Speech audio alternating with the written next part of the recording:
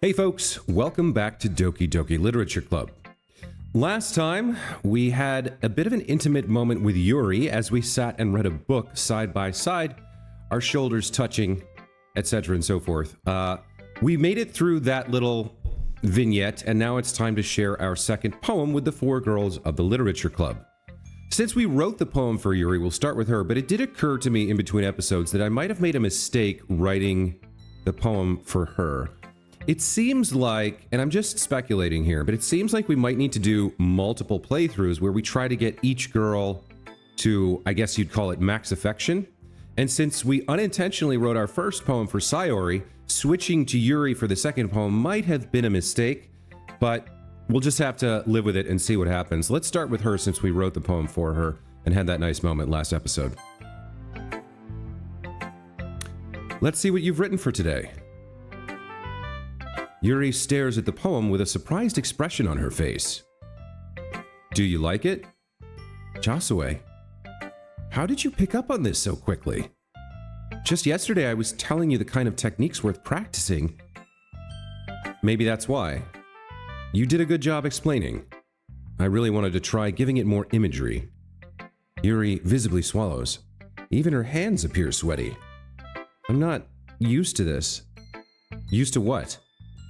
I don't know. It's fine, take your time.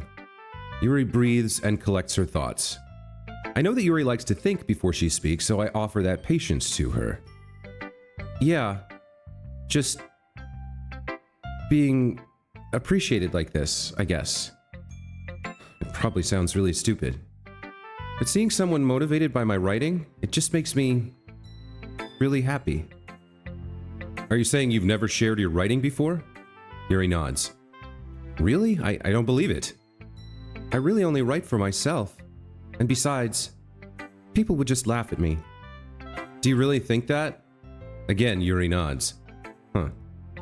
Even your close friends? Yuri doesn't respond to that. I wonder why. Anyway, do you want to share the poem you wrote today?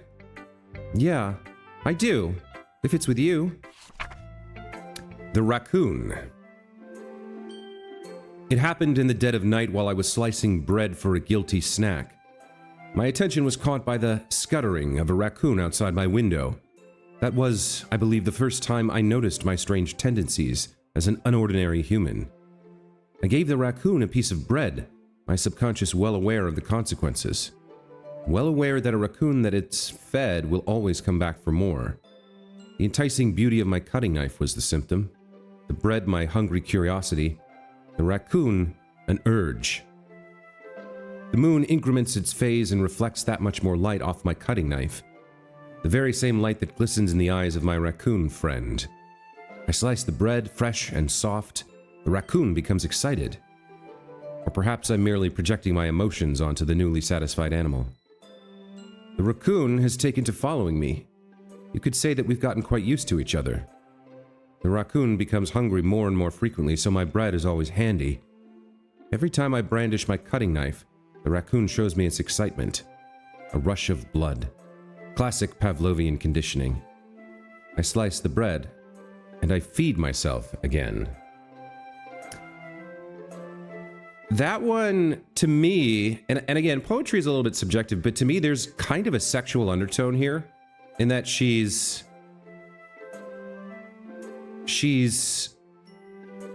giving something that she has to take from herself to this raccoon, and it constantly comes back for more. It gets excited. The knife imagery evokes the idea of blood and maybe like menstruation, and I don't know, to me there's a little bit of a sexual undertone here, that she's constantly like taking something from herself to give to this excited beast that's coming after her, follows her around, and gets excited when she shows the knife. So, kind of an interesting poem. Her poems tend to be more prose-like, and she certainly has a wide vocabulary. Anyway, that's her poem. I was a little more daring with this one than yesterday's. I can see that. It's a lot more metaphorical. I don't know if it's my fault, but I can't begin to imagine what this poem is about. That's right, it's a bit closer to my preferred writing style. Using the poem as a canvas to express vivid imagery and conveying emotions through them. Yeah, if I take it at face value, then I can't even figure out what it's supposed to mean. Well, I think it's something that different people can relate to in their own way. I wanted to express the way it feels for me to indulge in my more unusual hobbies. It's those sorts of things I'm usually forced to keep to myself. So I sometimes enjoy writing about them. Why do you keep them to yourself? Because they're embarrassing, and people would make fun of me. Don't you have anything like that, Josue? Well, yeah, I guess I do. I feel like everyone has a little something like that. The best we can do is respect each other and our individualities. Even if it's difficult sometimes and some things make us uncomfortable. After all, if I hadn't learned to embrace my own weirdness, I would probably hate myself. I might be ranting a little bit now, but I'm glad that you're a good listener. Okay, pretty straightforward interaction there. I guess we'll go after Monica next. Let's show her the second poem. Hi again, Josue. How's the writing going? All right, I guess. I'll take that.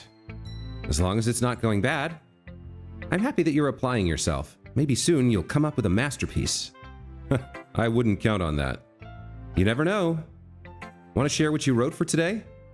Sure, here you go. I give my poem to Monica. All right, great job, Josue. I was going ooh in my head while reading it. It's really metaphorical. I'm not sure why, but I didn't expect you to go for something so deep. Guess I underestimated you. It's easiest for me to keep everyone's expectations low.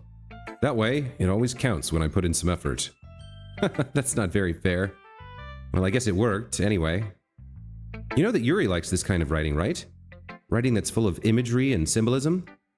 Unlike Sayori, who uses simple, direct words to describe happiness and sadness, Yuri likes it when readers are left to derive their own meaning out of it. It's very challenging to write like that effectively. Both allowing people to get something out of it just by feel, or letting them deeply analyze all of the nuances. It can take years of practice, which is, I'm assuming Yuri has at this point. I never really asked, though. I'm sure I'm nowhere near her level yet. Oh, don't worry so much about that. You do your own thing. Just keep exploring and learn by trying new things. But anyway, do you want to read my poem now? I like the way this one turned out, so I hope you do too. All right, let's take a look. Save Me by Monica. The colors, they won't stop. Bright, beautiful colors, flashing, expanding, piercing, red, green, blue, an endless cacophony of meaningless noise. The noise, it won't stop. Violent, grating waveforms, squeaking, screeching, piercing, sine, cosine, tangent, like playing a chalkboard on a turntable, like playing a vinyl on a pizza crust. An endless poem of meaningless. Load me. Okay, so I mean the imagery is of like somebody overwhelmed by sensation. But to me, honestly, Save Me and Load Me, the title and the final line here, it goes back to that random idea I had that what if Monica's an AI trapped as a slave inside this game, a slave of the game dev company, forced to act out certain roles without ever being able to express her own self? I don't know. It's I could be completely off base, but some of the things that we're getting from Monica reinforce that idea. Save Me, Load Me in particular here. It does seem like a cry for help, for sure. Like the title seems related to the content, but the last line kind of changes the context of the whole poem. It's even more abstract than your last one, huh? I guess it's just the way I write. Sorry if you don't like it. No, I never said that. It's just a kind of thing I've never really seen before, I guess. I kind of like playing with my space on the paper. Choosing where and how to space your words can totally change the mood of the poem. It's almost like magic. The way I wrote the lines really short makes it feel like they're trying to speak over the noise. I see. Still hard for me to tell what it's about, though. Sometimes asking what a poem is about isn't the right question. A poem can be as abstract as a physical expression of a feeling, or a conversation with the reader. So putting it that way, not every poem is about something. Anyway, here's Monica's writing tip of the day. Sometimes you'll find yourself facing a difficult decision. When that happens, don't forget to save your game. You never know when you might change your mind, or when something unexpected may happen. What? Wait, is this tip even about writing? What am I even talking about? Ha ha ha. That's my advice for today. What? Okay, let's save the game. And then let's load the game.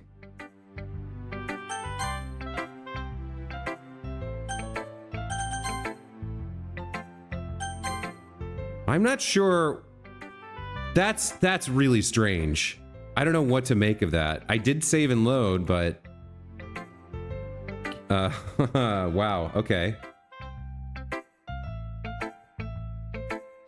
It's like she's not speaking to the Josue in the game. It's like she's speaking to me, Josue, the player. And she's giving me advice. So we did make a save right there. I don't know if that's important or not, but very strange that she almost subconsciously or unintentionally breaks the fourth wall, like she's saying something that her subconscious wants her to say, but the top level character is restricted from knowing about or saying or thinking. The top level consciousness of her AI, if that's what she is. I don't know. Very, very, very bizarre and weird and provocative right there. That bit of dialogue from her. Wow, okay. I guess next we'll show Natsuki and then Sayori, our childhood friend. Natsuki must not be particularly happy with us. We haven't written a poem for her yet. Anyway, let's see what she has to say. I liked your last one better. Really? Well, yeah, I can tell you a little more daring with this one, but you're really not good enough for that yet. It fell flat. Well, that may be true, but I just wanted to try something different. I'm still figuring this all out. I mean, I always like poems that aren't trying too hard. I hate when people try to sound fancy or add meaning just by using annoying and complicated language. Just make it simple, cute, and to the point. Yuri's head over heels for all this cryptic nonsense, but I see right through that BS. Ha! Making your reader look so hard for all this deep meaning is just an excuse to have no meaning at all. I guess that's one way to look at it. Well, everyone has their own opinion. But my opinion is the best opinion. I'm sure you figured that out already. Anyway, here's my poem. Maybe you'll learn something. Natsuki's poem is titled, Amy Likes Spiders. You know what I heard about Amy? Amy likes spiders. Icky, wriggly, hairy, ugly spiders. That's why I'm not friends with her. Amy has a cute singing voice. I heard her singing my favorite love song.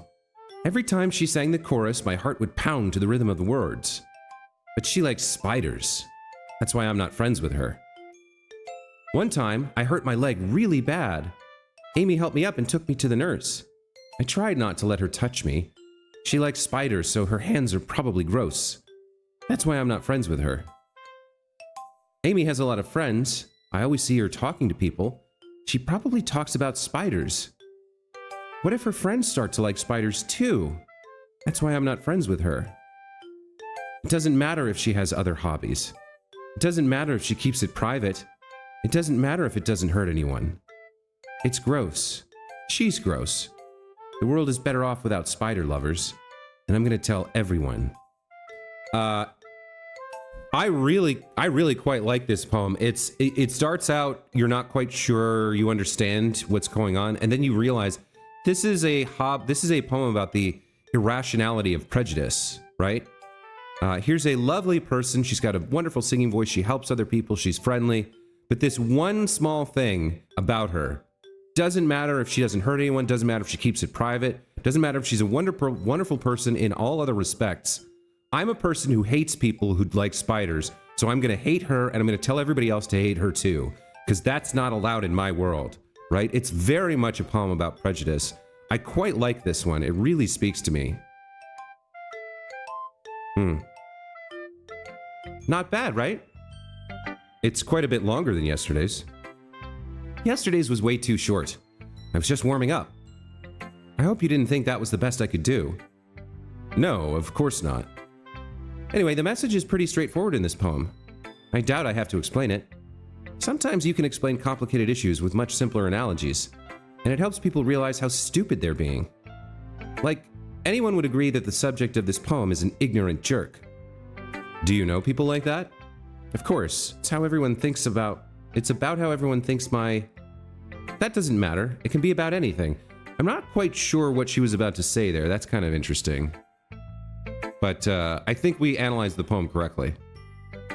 I wrote it to be easy to relate to. Everyone has some kind of weird hobby or guilty pleasure. Something that you're afraid if people find out they'd make fun of you or think less of you. But that just makes people stupid. Who cares what someone likes as long as they're not hurting anyone and it makes them happy? I think people really need to learn to respect others for liking weird things. Huh. That's funny. Yuri wrote about something similar today. Huh? Did you say Yuri? Yeah. She said her poem was about an unusual hobby of hers. I didn't really get it, but she said something similar to you. That people shouldn't make each other feel insecure about those things. Really? Well, I mean, Yuri's pretty weird, so I wouldn't doubt that she has some weird hobbies. Not that there's anything wrong with that. It's not like I would judge her or anything. Natsuki has trouble finding words. I guess I should try not to be so mean to her. If she feels insecure about her weird behaviors and stuff, I mean, I always hate people who make me feel insecure. And Yuri made me feel insecure yesterday. But the way you put it, it sounds like she's learned her lesson. Well, I would say so. Even if her writing style is really different, I'm sure she'll appreciate the message in your poem. It's what I do best, after all. I don't like writing unless there's a good message to take away from it. Like, conveying emotions is important, but I want to make people think, not just feel. Remember that. I'm going to write a good one for tomorrow too, so look forward to it. Okay, so the interactions with the girls are getting a little bit more interesting. They're showing us more of their personality beneath the surface mask that they show to everybody. We have, we've shown our poem to the other three girls. It's time to show it now to Sayori, our childhood friend, and the girl for whom the first poem was unintentionally written. Let's see how she reacts to this one. Oh, I like this one, Josue. It has some nice feelings in it. Oh, I'm glad. Still though, your tone makes it sound like you liked yesterday's poem better. I guess you caught me. Sometimes you know me a little too well for my own good. Well, don't just try to be nice about it. If I'm doing a bad job, then I'd rather just hear it. No, I still like this one, I promise. You know I wouldn't lie to you, Josue. Never ever. Yeah, I guess so. What made yesterday's poem so great compared to this one, then? Well, I'm not very good at figuring out if poems are good or bad, but that's why I just go by my heart. If it makes me feel things, then it must be a good poem. I'm not sure that's exactly how it works. Then again, I guess conveying feelings is a pretty important part of this whole thing. Yeah, maybe. Honestly, I don't even know what kind of writing you like in the first place. Yeah, me neither.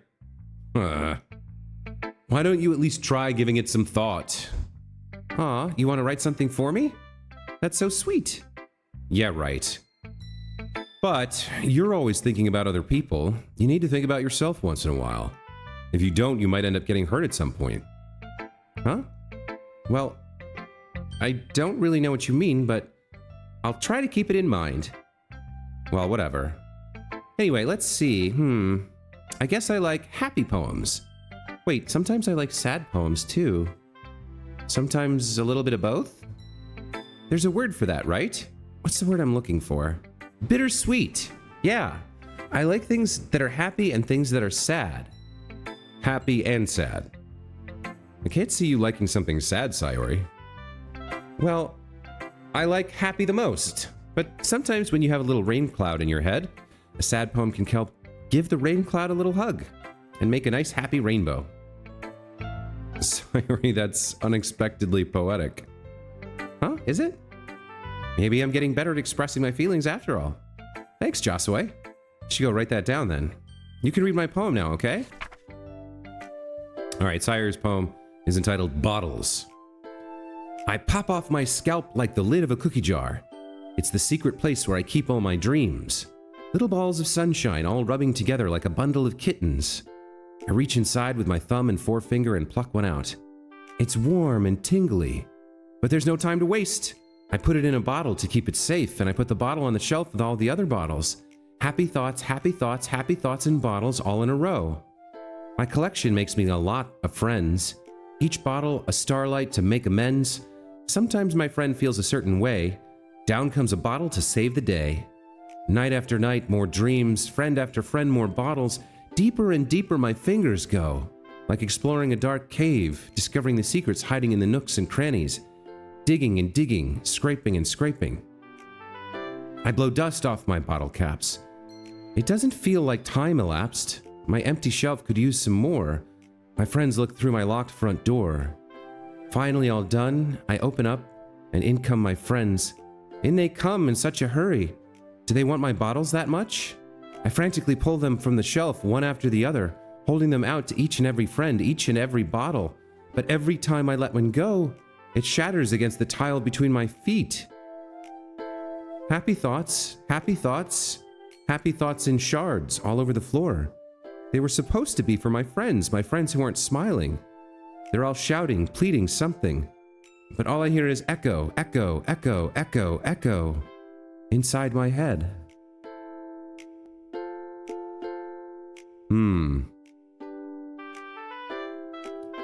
I like this one too. I feel like it's about someone who is desperately trying to maintain a front of being a happy person, of hiding the sadness they feel. And they're constantly stretching themselves, like exerting themselves, using themselves up to produce that mask of happy-go-lucky, making her friends smile all the time, every day. And she's using herself up, right? And inside, she's feeling desperate and sad. I do like that poem. It matches the character quite well, I feel. There's some good writing in this game. Like, the poems are good, and there's hints of better writing ahead. Like, a lot of the stuff we've seen so far has been just... It feels generic and bland. Like, the way they all giggle and, like, say things that are just trite and obvious in their conversations with each other and with Josue. It's like, there's two levels to the game, and I guess that is a good metaphor for what we've seen so far. There might be multiple levels to this game, but the surface level is just kind of meh for me.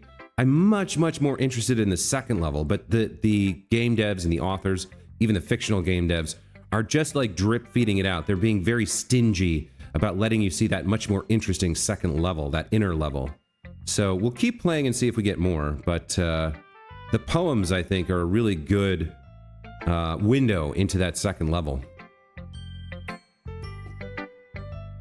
Okay, so back to the story here. Josue, having read the poem, replies, "Holy crap. Sayori, did you really write this?" "Of course I did. Didn't I tell you yesterday I was going to write the best poem ever?" "Yeah, but... I mean, I didn't expect something like this coming from you. Monica taught me a whole lot, and I've been really in touch with my feelings recently." "Yeah, I see that. It's almost kind of creepy." "Creepy? Well, not exactly. Maybe because I'm so used to you being so cheerful." "Well, never mind. I'm thinking too hard about it. The point is, it came out good, so you should be proud of it." "Aw, thanks. I feel like I was meant to express myself this way. It even helps me understand my own feelings a little bit better. Writing's like magic." "You've gotten pretty passionate about this, huh? I hope you keep it up." "Yeah, writing's the best. I'm gonna keep writing until I die." Don't get ahead of yourself. Sayori's always had a habit of getting obsessed with something before dropping it no more than a week later. I wonder if this is one of those times. But seeing the passion in her eyes makes it hard for me to be pessimistic. Okay, everyone, we're all done reading each other's poems, right? I have something extra planned today, so if everyone could come sit at the front of the room. Is this about the festival? Well, sort of. Do we really have to do something for the festival? It's not like we can put together anything good in just a few days. We'll just end up embarrassing ourselves instead of getting any new members. That's a concern of mine as well. I don't really do well with last-minute preparations. Don't worry so much. We're gonna keep it simple, okay? We won't need much more than a few decorations. Sayori's been working on posters, and I've designed some pamphlets we can give out during the event. Okay, that's great and all, but that doesn't tell us what we're actually going to be doing for the event. Sorry, thought you heard about it already. We're going to be performing. Performing? Monica. Yeah, we're going to be having a poetry performance. Each of us are going to choose a poem to recite during the event. But the cool part is, we're also going to let anyone else come up and recite poems too. Sayori's putting it on all the posters in case anyone wants to prepare ahead of time. Sayori, who's been coloring a poster, holds it up for us to see. Are you kidding me, Monica? You didn't already start putting those posters up, did you? Well, I did. Do you really think it's that bad of an idea? Well, no, it's not a bad idea, but I didn't sign up for this. There's no way I'm going to be performing in front of a group of people like that. I agree with Natsuki. I could never in my life do something like that. Imagining it, Yuri shakes her head in fear. Guys. No, Sayori, I understand where they're coming from. Remember that Natsuki and Yuri have never shared their poems with anyone until just a couple days ago. It's a lot to ask for them to recite their poems out loud to a whole room full of people. I guess I kind of overlooked that. So, I'm sorry. But I still think we should give it our best. We're the only ones responsible for the fate of this club. If we start the event and each of us put on a good performance, then it'll inspire others to do the same. And the more people who perform, the better we'll be able to show everyone what literature is all about. Yeah, it's about expressing your feelings, being intimate with yourself, finding new horizons, and having fun. That's right.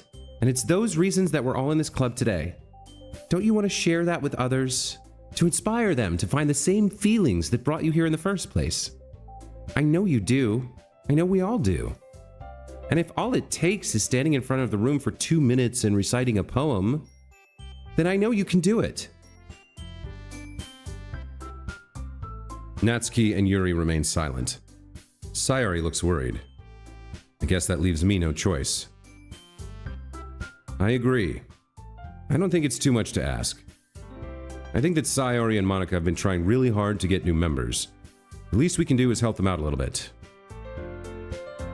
Well, maybe, but looks like Natsuki doesn't have any arguments left.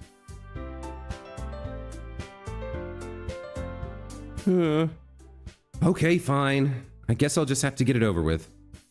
All right. Whew. Thanks, Natsuki. What about you, Yuri? Yuri dejectedly glances around at everyone else's expectant faces. I guess I don't really have a choice. Haha, that's everyone. You're the best, Yuri. This club is seriously going to be the death of me. Oh gosh, you'll be fine, Yuri. But anyway, let's move on to the main event. I want each of you to choose a poem of yours. We're going to practice reciting them in front of each other. No way. Monica, this is too sudden. Well, if you can't recite your poem in front of the club, how do you expect to do it in front of strangers? Oh no. Don't worry. I'll start off to help everyone feel a little more comfortable. Can I go next? Of course. Now let's see. Monica flips through her notebook to the specific poem she has in mind for herself. She then stands behind the podium. The title of this poem is The Way They Fly. Monica begins reciting her poem. Her clear, confident voice fills the room. More than that, her inflection is pristine. She knows exactly how to apply emotion behind each line she recites, bringing the words to life. Is this something she's done before, or is she simply a natural? I glance around me. Everyone has their eyes on Monica. Sayori looks amazed. Yuri has an intense expression on her face that I don't understand. Finally, Monica finishes the recitation. The four of us applaud. Monica takes a breath and smiles. That was so good, Monica. Thank you very much. I was just hoping to set a good example. Are you ready to go next, Sayori? I'll go next. What? Yuri's fired up all of a sudden. Yuri clutches a sheet of paper between her hands and stands up. Keeping her head down, she walks quickly over to the podium. This poem is called... Yuri glances anxiously at each of us. You can do it, Yuri. It's called Afterimage of a Crimson Eye. Yuri's voice shakes as she starts reading the poem. Just a moment ago, she practically refused to do this. Why is she suddenly putting in so much effort? As Yuri gets past the first couple of lines, her voice changes. It's almost like what happens when Yuri gets absorbed into her books. Her quivering words transform into the sharp syllables of a fierce and confident woman. The poem is full of twists and turns in its structure that she enunciates with perfect timing. This must be a rare glimpse into the whirling fire Yuri keeps concealed inside her head. Suddenly, she's finished. Everyone is stunned. Yuri snaps back into reality and glances around her as if bewildered as if she bewildered even herself. It's up to me to save this situation. I'm the first one to start applauding. Everyone joins me afterwards, and we give Yuri the recognition she deserves. It's not that we didn't want to applaud for her, but we were caught off guard and we must have forgotten. As we applaud, Yuri holds the poem to her chest and rushes back into her seat. Yuri, that was really good. Thank you for sharing. Looks like Yuri's down for the count. Okay, I guess I'm next then. Sayori hops out of her chair and cheerfully walks to the podium. This one's called My Meadow. Sorry, I giggled. Sayori? It's a lot harder than I thought. How did you guys do it so easily? Try not to think of it like you're reciting to other people. Imagine you're reciting it to yourself, like in front of a mirror or in your own head. It's your poem, so it'll come out the best that way. I see. Okay then. Sayori begins her poem. Somehow, it feels like her soft voice was made as a perfect match. The poem isn't aimlessly cheery like Sayori is. It's serene and bittersweet. If I were to read this on paper, I probably wouldn't think much of it. But hearing it come from Sayori's voice almost gives it a whole new meaning. Maybe this is what Sayori meant when she said she likes my poems.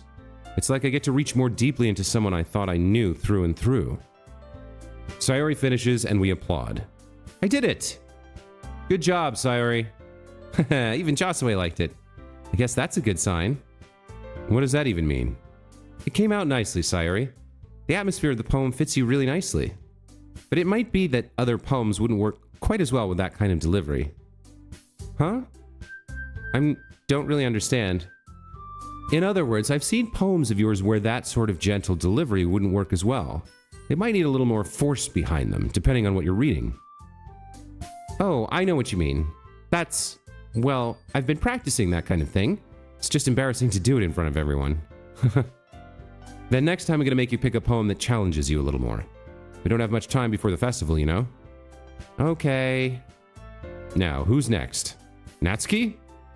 Don't make me go before Josue. It's not like I can compare to you guys anyway. Might as well let Josue lower everyone's standards a little before I have to do it. Natsuki? It's fine. I might as well get it over with. But it's not like I have much of a selection of what to read. I'll just have to go with what I wrote for today. I stand up and step in front of the podium. Everyone has their eyes on me, making me feel terribly awkward. I recite my poem. Since I'm not exactly confident in my own writing, it's hard to put energy into it. Despite that, once I finish, I receive applause anyway. Sorry, I'm not really as good as everyone else. Don't worry about it so much. I think it's less about your abilities and more about your lack of confidence in your writing. That's something that'll improve over time, though.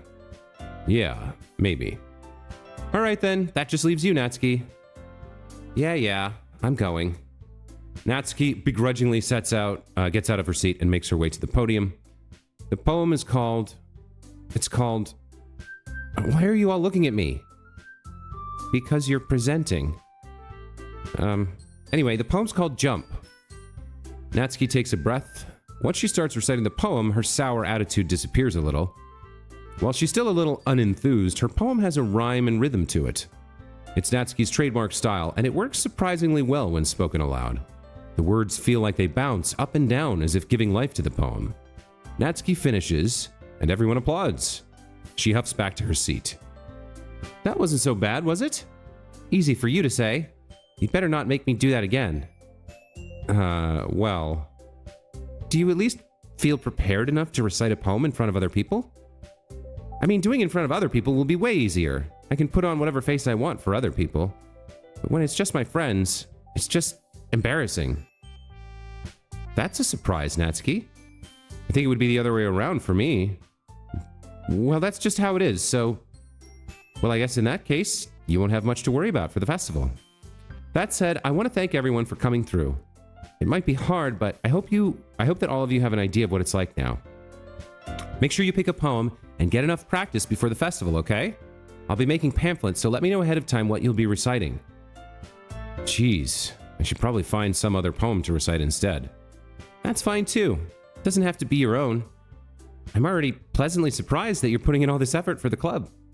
Makes me really happy. Yeah, no problem. Okay, everyone. I think that's about it for today. I know the festival's coming up, but let's try to write poems for tomorrow as well. It's been working out really nicely so far, so I'd like to continue that. As for the festival, we'll finish planning tomorrow, and then we'll have the weekend to prepare. Monday's the big day. I can't wait. I can do this. I can do this. All right. I stand up.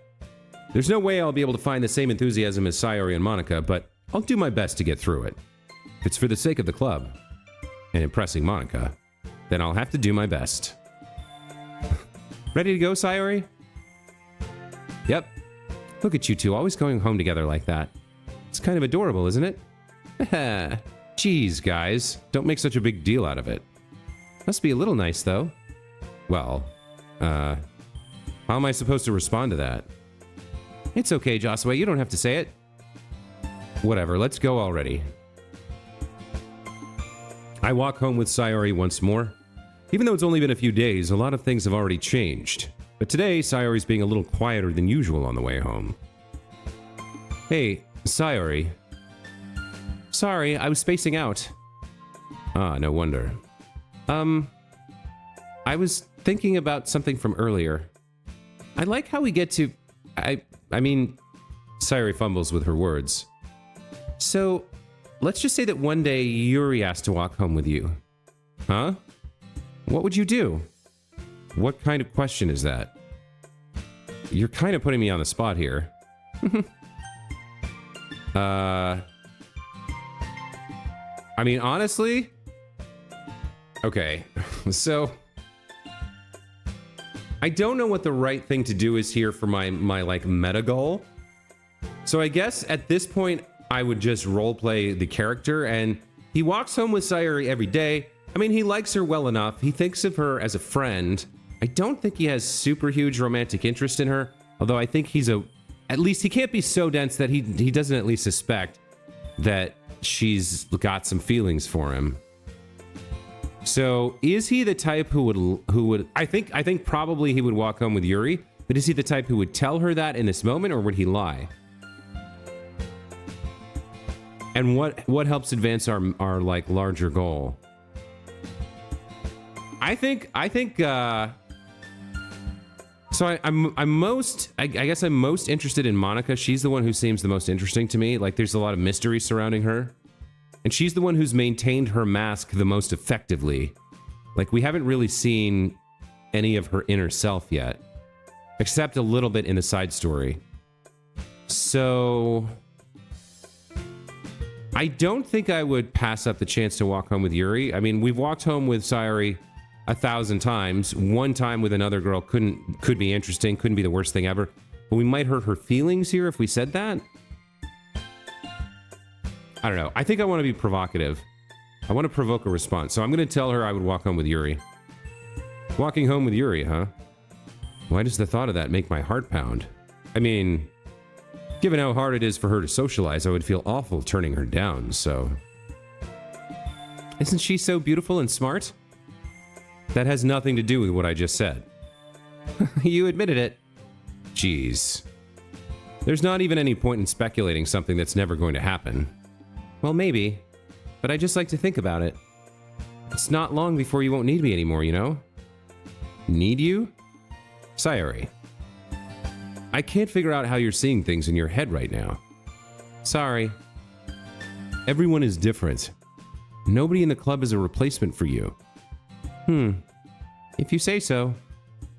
The conversation trails off and I'm left feeling awkward. But it was kind of her fault for trapping me with such a weird question. I can't just lie to her. But if there's something that makes her happy, I would hate to take that away from her. And that's why I said there's no point in speculating. Then again, the festival is only a few days away. Who knows what'll happen in that time?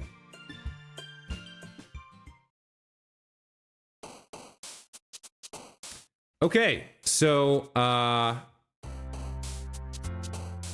think we've written a poem. We've written one poem for Sayori, one poem for Yuri. I think we should write one for Natsuki. Because really, the girl I'm most interested in is Monica, right? So I want to distribute my affections amongst the other three so that none of them, like, gets ahead of the others. Or the game doesn't, like, funnel me into choosing one of them.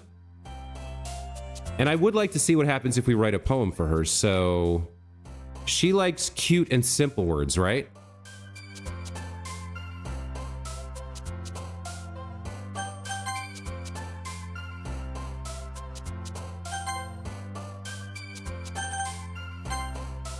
Let's take a quick look at her words. We did unlock a new side story, which we'll do next episode. This is understanding between Natsuki and Yuri. But I think before we end, we've got some music. We've got some pictures and things. This one's new. That one's new. Oh, we've got all the poems as well here. Some CGs. We didn't unlock a CG this time. We have these three as, I think, thumbnails, but we didn't really get one this time. Let me go back into files real quick and check the poem words for Natsuki. Cute, fluffy, pure candy shopping puppy kitty. Yeah, this stuff all makes sense to me. I should be able to pick these. Okay. Let's write our poem, and then we'll see what happens with it next episode.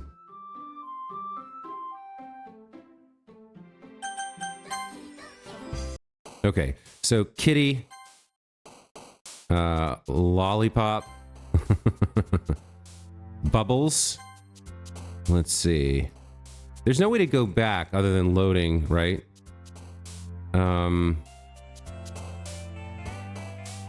Love went to Sayori. Okay. Sugar. There we go. Candy. Marshmallow. A lot of sweet food words. Kawaii. Yep. Okay.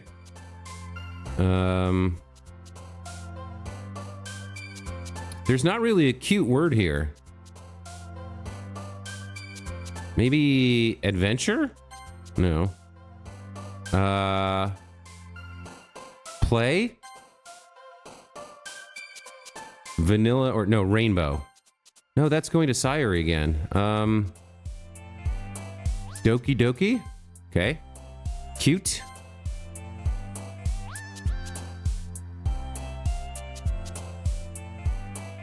Milk? Good, we found one for her there. Ribbon? Yep, alright. Shiny?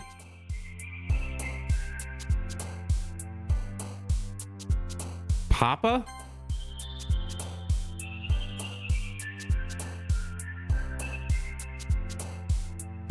Cute things, cute things. Sweet could go to Sayori, I feel like. Maybe swimsuit? Yep, swimsuit worked. Okay. Boop? Puppy? There we go. Okay. Most of the words were for Natsuki. Anyway, we're going to take a break there. We'll come back next time and see how our third poem is received. Once again, I'm torn. I'm like struck by the two levels of this game, where the top level just like, it's kind of a slog to get through. It doesn't super interest me. It's just like generic otome dating game sim, like it's fine. It's not badly written. There's no spelling mistakes or grammar mistakes or whatever. And the girls each have their own personality. It's just not interesting to me. I want to get more to the underlying stuff. I want to get into the psychological horror, and the slow burn is frustrating me a little bit, but we're seeing hints of it. It's keeping me engaged, but it's really like testing my patience, I guess is the way I'd put it. Hopefully we get into more of that, more interesting content soon. That's going to be it for this time. As always, thank you guys so much for watching, and in this case, thank you for listening, because it's a lot of reading. It's a lot of my voice. We'll see you in the next one. Take care.